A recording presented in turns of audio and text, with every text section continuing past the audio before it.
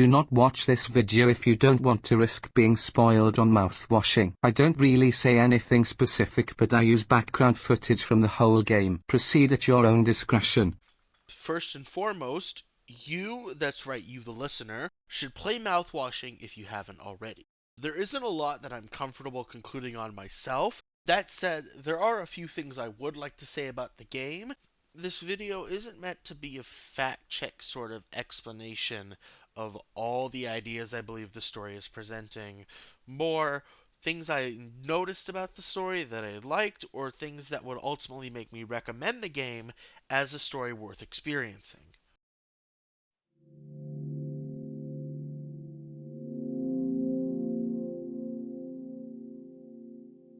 Mouthwashing as a piece of art seeks to ultimately unnerve the viewer, but as far as what the visual aesthetic and musical aesthetic offer, the game's vibe is unmatched. I would personally believe that part of the game's quote-unquote vibe is to mislead you into thinking it is one thing, when in reality you're getting an offshoot of that thing.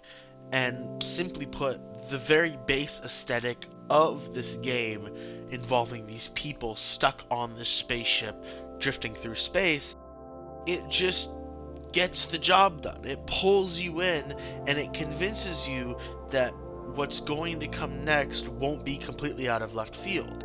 You go in expecting a story about humanity encountering some kind of monster in the vast reaches of space, and what you get does involve a monster, but it is the tried and tested raw idea that the monstrous nature of the thing that drives the plot forward is a lot closer to home than we think.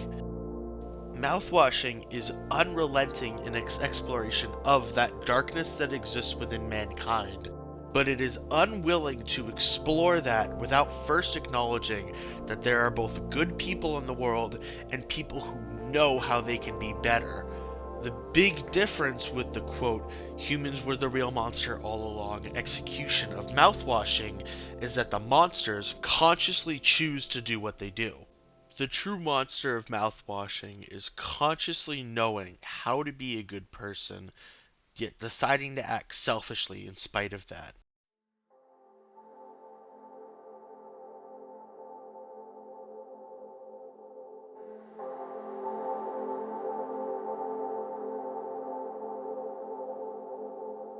Mouthwashing gameplay-wise is a pretty simple affair.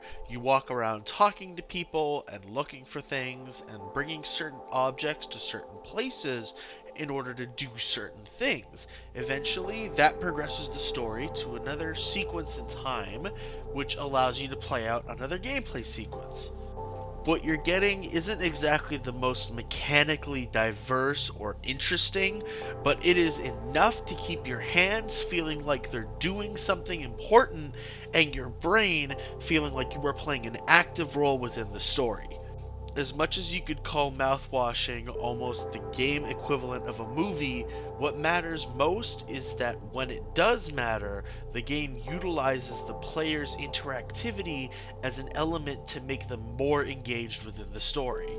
At times, the game will put you in the shoes of a character doing things that most often players would not want to do if they were consciously aware of.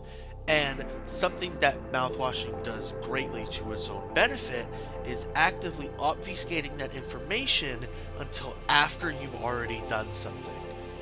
It's like the gameplay serves to both put you in the mystery alongside the main characters, as well as being disconnected from them in a way where you feel completely powerless despite being in control of characters acting on the ground floor of the story.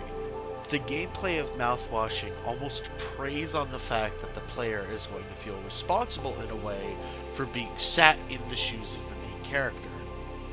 Despite the main character acting in a way that the player themselves is not in control of, the player is sat alongside them as the horrors of the game continue to go on and on, thus making the player a form of complicit in their own way. Couple this with how the game seems to intentionally hide details behind whether or not the player is interrogating everything at face value, and what you get is a situation where even just playing the game as it tells you moment to moment leads to a feeling of being complicit in the horrors that unfold. If not directly, then for the attitude the player might encompass, which is, in a way, related to the attitude that allows the monster of the story to run around unrivaled.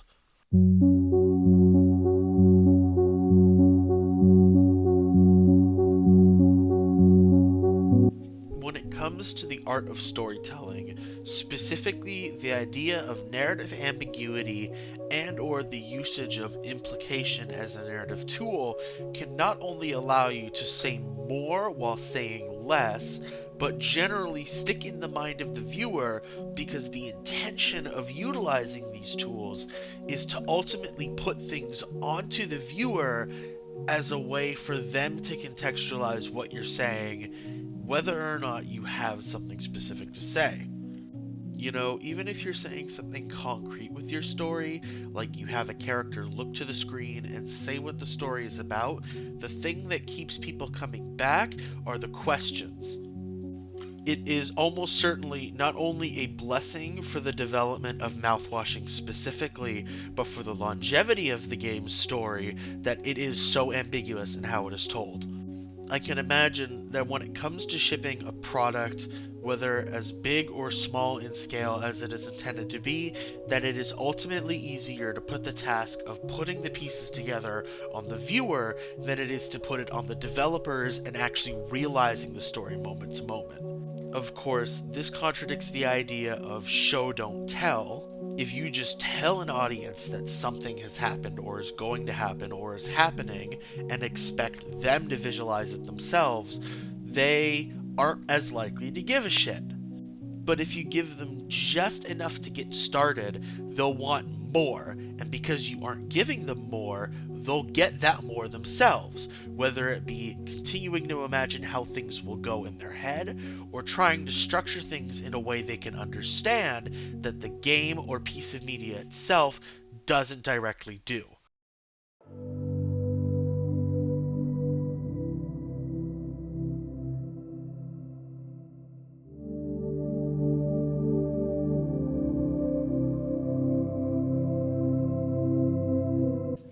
As much as I do believe that mouthwashing story and storytelling techniques are worth going over, the main reason I wanted to make this video was just to keep a time capsule of how I feel about this game. After I finished the game itself, I went to bed at 6 a.m. that night, and I woke up 6 hours later at 12 and couldn't get back to sleep. My mind was racing a lot during that time, especially after I talked with a few friends who had already beaten the game and started to get a better understanding of what it was exploring exactly. My original interpretation of the events was ultimately tainted by a form of privilege I had, a privilege to not have to worry about certain things that other people who played the game worry about constantly and thusly picked up on a lot faster than I did. Does that make what I have to say about the game ultimately worthless? Well, I don't know, but I still want to say what I have to say. I think in many ways, while the game couldn't be more straightforward about what it is about, in other ways it is meant to intentionally mislead and put people on a path that they are supposed to question. And if they don't question that, they're in for a bit of a rude awakening. And I think that's why overall Mouthwashing spoke to me as much as it did. Art has many purposes, including both to entertain and to explore. Art can be made by anyone, and that means anybody can share a perspective that is unique to themselves, which people cannot understand until they're given a taste of, because everyone lives their own lives and understands things in their own ways. Mouthwashing helped open my eyes in a certain way I never would have considered when going into the game itself, and I am infinitely grateful for it as a result.